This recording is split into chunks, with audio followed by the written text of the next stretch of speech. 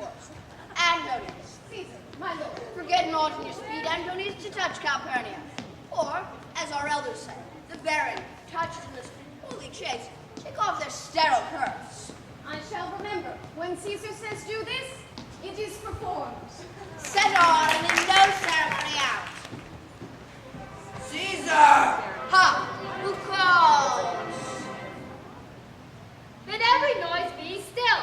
Peace, yet again. Who is it in the press that calls on me? I hear a tongue, shriller than all music.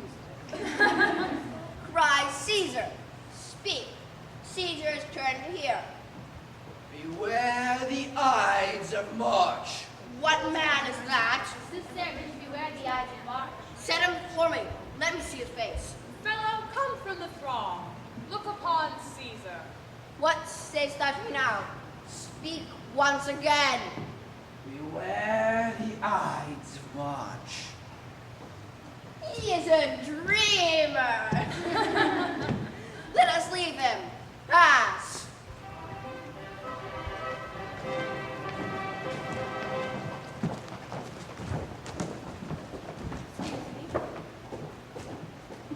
Will you go see the order of the course? Not I. I pray you, do. I am not gamesome. I do not part of that quick spirit that has led me. Let me not hinder Cassius, your desires, I'll leave you. Brutus, I do observe you now of late. I have not from your eyes that gentleness and show of love as I was wont to have. You bear too stubborn and too strange a hand over a friend that loves you. Cassius, be not deceived. If I have veiled my look, I turn the trouble of my countenance merely upon myself. Vexed I am of late passions of some difference. Will I not therefore, my good friends, be grieved? Among which number, Cassius, be you one? Nor construe any further neglect. And that poor Brutus, with himself at war, forgets the shows of love to other men. Then, Brutus, I have much mistook your passion.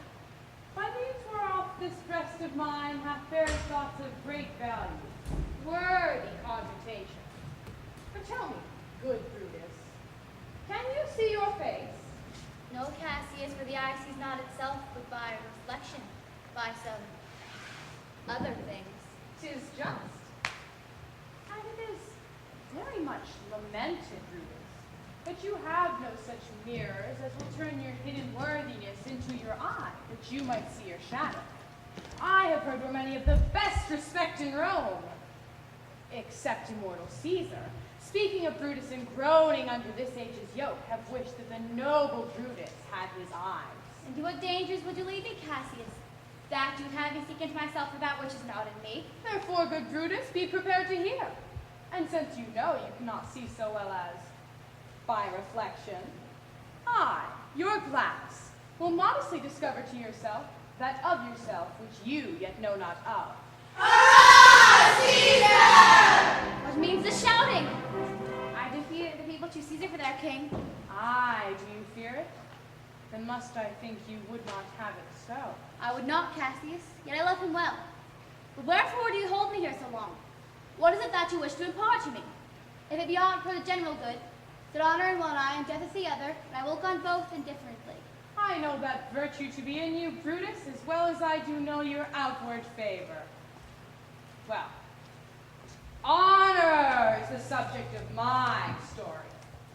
I cannot tell what you and other men think of this life, but for my single self, I had as lief not be alive to be in awe of such a thing as myself. I was born as free as Caesar. So were you. We both have fed as well, and we can both endure the winter's cold as well as he. And this man is now become a god, and Cassius is but a wretched creature, and must bend his body if Caesar carelessly, but not on him. He had a fever when he was in Spain, and when the fit was on him, I did mark how he did shake. 'Tis true this god did shake. His coward lips did from their color fly, and that same eye whose bend off all the world did lose its luster.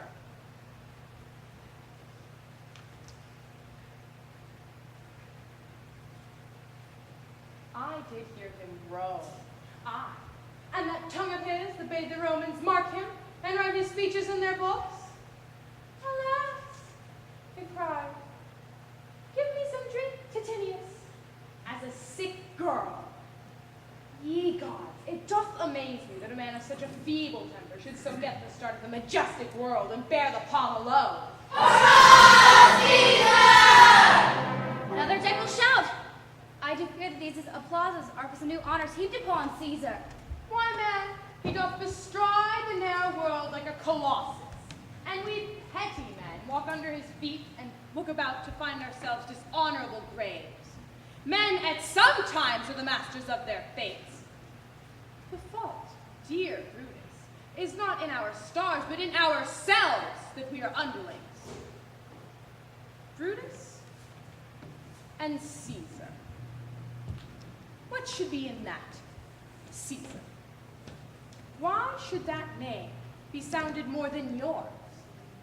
Upon what meat doth this our Caesar feed, that he is grown so great? Age, thou art ashamed! Rome, thou hast lost the breed of noble blood. There was a Brutus once that would have brooked the eternal devil to keep his state in Rome as easily as a king. How I have thought of this and of these times I shall recount hereafter. For this present I would not. So of love I might entreat to be any further moved. What you have said I will consider. What you have to say I will with patience hear, and find a time to both meet and hear such high things. I am glad that my weak words have struck but thus much show of fire from Brutus. The games are done and Caesar is returning. As they pass by, pluck Casca by the sleeve, and he will, after his sour fashion, tell us what hath preceded worthy note today. I will do so, but look you, Cassius. The angry spot doth flow on Caesar's brow, and the rest look like chidden trade. Calpurnia's cheek is pale, and Cicero looks with such fair and fiery eyes, as we have seen being crossed in conference by some senators in the capital. Casca will tell us what the matter is. Antonio, Caesar, let me have men about me who are fat, sleek-headed men and such as sleep o' nights. Young Cassius has a lean and hungry look about him. He thinks too much. Such men are dangerous. Fear him not, Caesar. He is a noble Roman and well given. Would he were fatter. Yet I fear him not. I rather tell thee what is to be feared than what I fear, for always I am Caesar. Come on my right hand for this year's death, and tell me truly what thou thinkst of him.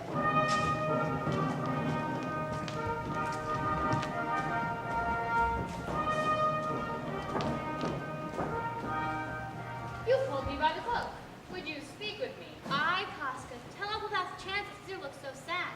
Why, you were with him, were you not? I should not have been asked. Casca would have chanced. There was a crown offered him. And being offered him, He put it by with the back of his hand, thus, and then the people fell a shouting. What was the second noise for? Why, for that, too. They shouted thrice. What was the last cry for? Why, for that, too. was the crown offered him thrice. Aye, Mary was. And he put it by thrice, every time gentler than the other. And at every putting by, mine honest neighbors shouted. Who offered him the crown? Why, Antony, tell us the manner of a gentle Casca. I can as well be hanged as to tell the manner of it. It was mere foolery. I did not mark it. I saw Mark Antony offer him a crown. Yet, 'twas not a crown neither. 'Twas one of these coronets. And as I told you, the rabblemen hooted and clapped their chapped hands, and threw up their sweaty nightcaps, and uttered such a deal of stinking breath that it nearly choked Caesar, for he swooned and fell down at it. And for mine own part, I durst not laugh for fear of opening my lips and receiving the bad air. But soft, I pray you, what? Did Caesar swoon? He fell down at the marketplace, and foamed at the mouth, and was speechless. It's very like. He has the falling sickness. No, he hath it not. But you and I, and honest Casca, we have the falling sickness. I know not what you mean by that, but I am sure Caesar fell down. If the tag-rag people did not hiss him and clap him as according as they pleased and displeased him, As they used to do the players in the theater, I am no true man. Did Cicero say anything? Aye, he spoke Greek. To what effect? Marry, and I tell you that, I'll ne'er look you in the face again. but those that understood him nodded at one another and shook their heads. But for mine own part, it was Greek to me. Fare you well. There was more foolery yet, if I could remember it. Will you sup with me tonight, Casca? No, I am promised for. Will you dine with me tomorrow? Aye, if I be alive, and your mind hold, and your dinner worth the eating. Good. I will expect you. Do so. Farewell, both.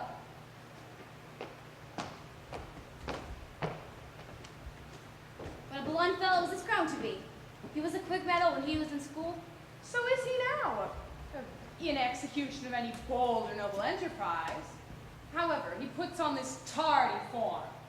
This rudeness is a sauce to his good wit, which gives men's stomach to digest his words with better appetite. And so it is. For this time I will leave you. Tomorrow, if you please to speak with me, I will come home to you. Or, if you will, come home to me and I will wait for you. I will do so. Till then, think of the world.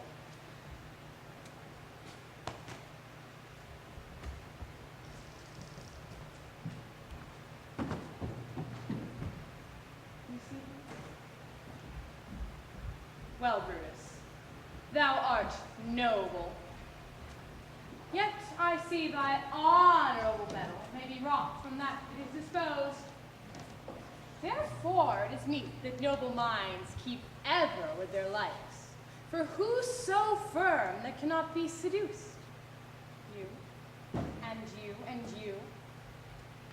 Caesar doth bear me hard, but he loves Brutus. If I were Brutus now, and he were Cassius, he should not humor me.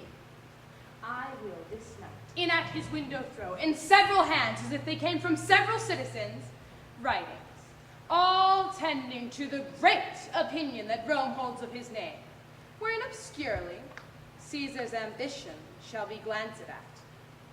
And after this, let Caesar seat him sure, for we will shake him, or worse days endure. Ha!